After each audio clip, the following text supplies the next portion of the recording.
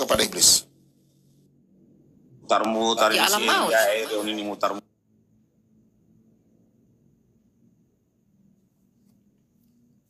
Izin Pak Bobom sebentar. Silakan. Santai ya, jangan ribut ya. Nanti Ya, santai aja. saya rumkat. Santai aja. Santai. Teman-teman, ya.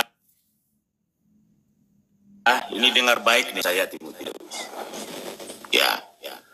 Pertanyaan Edis tadi sama si Oki dengar baik nih. Hampir 1000 dengerin. Oke, itu siapa ya? Sebentar Elia.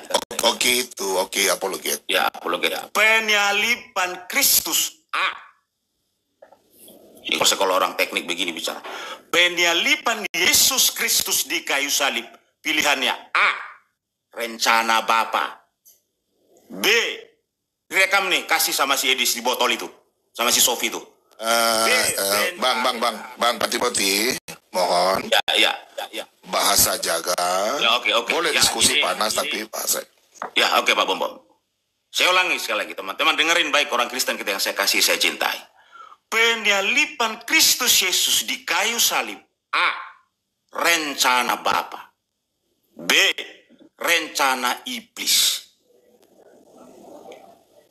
Edis mengatakan kalau kita ujian, ini rencana siapa? Nah, Edis mengatakan rencana iblis. Berarti teman-teman besok kalau ke gereja hari Minggu setiap ada perjamuan dan ada salib Kristus, berarti itu rencana iblis. Omodarto. Tadi Elia mengatakan ada dari sisi ini, dari sisi ini. Dari sisi opo? Dari kekekalan bahwa Kristus harus mati di kayu salib. Itu rencana Bapa. Karya Bapa.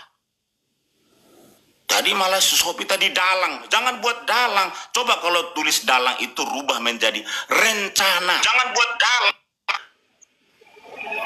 Jadi Kristus mati di kayu salib itu rencana Bapa. Buktinya apa? Saya ambil kitab dari inilah Injil Matius lah. Ketika Yesus 3 kali berdoa kepada Bapa. 3 kali loh. Bapa, jikalau boleh cawan ini lalu daripadaku. Dia menjumpai murid-muridnya udah tidur. Balik lagi dia lagi berdoa lagi. Bapa, jikalau cawan ini. Cawan itu berbicara penderitaan. Kematian Kristus yang luar biasa. Yang terkutuk, yang tragis, yang luar biasa itu. Dia harus tanggung itu. Balik lagi ke murid-muridnya. Sampai 3 kali Yesus berkata, jikalau boleh. Tapi bukan kehendakku, kehendakmu.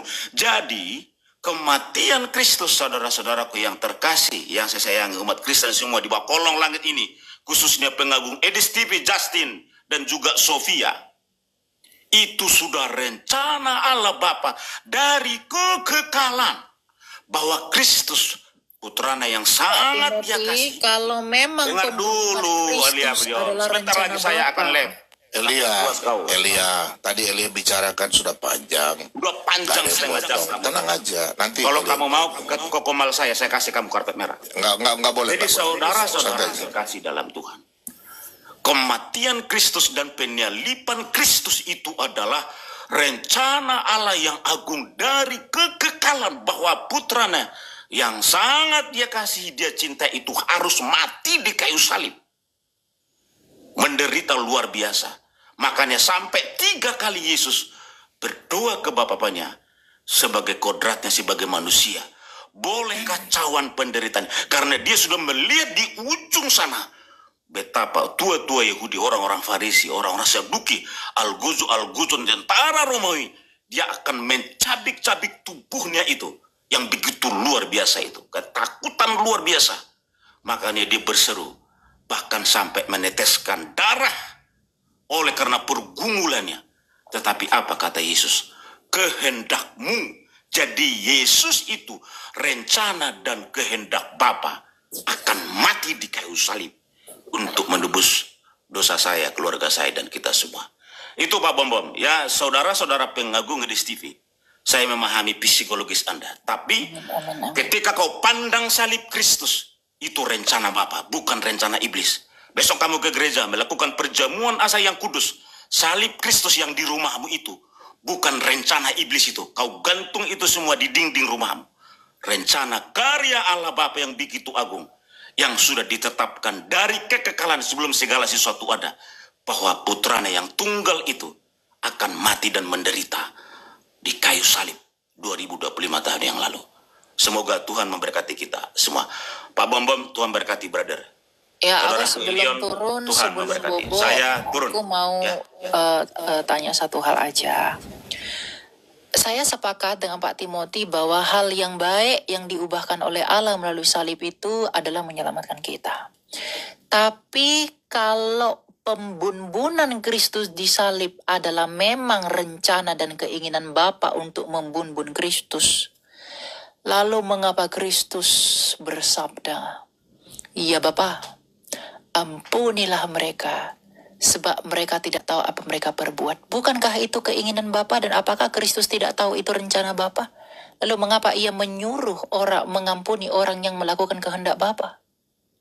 Kalau pembunbunan Kristus memang kehendak dan keinginan Bapa, lalu mengapa anaknya menyuruh Bapanya harus mengampuni orang yang melakukan kehendak Bapanya? Berarti Bapa dan anak bersandiwara di Kalvari. Bukankah begitu? Berarti Allahmu tidak satu kehendak. Allahmu banyak kehendak. Lalu kamu mengaku sebagai Tritunggal.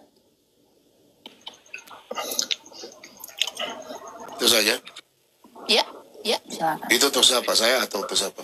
Ya siapa aja, Pak. Lanjut. Ya, tolong jawab, saya punya tadi pertanyaan dan kau Ini tunjukkan dulu ayat aja, untuk Pak. bantah saya. Aku nyambung, Pak. Nggak usah. Nanti Ya sebentar udah, saya aku akan jawab turun itu. dulu ya. Terima kasih. Oke deh, oke, makasih ya. Oke. Kalau dengan hanya cuap-cuap saja, mending turun. Ya, Bahaya sorry ya. pernyataannya tadi itu Pak Bom. Itu pernyataan bahwa di situ ada 3 Tuhan di situ. Bahaya itu pernyataan itu. Ditarik lagi. Enggak.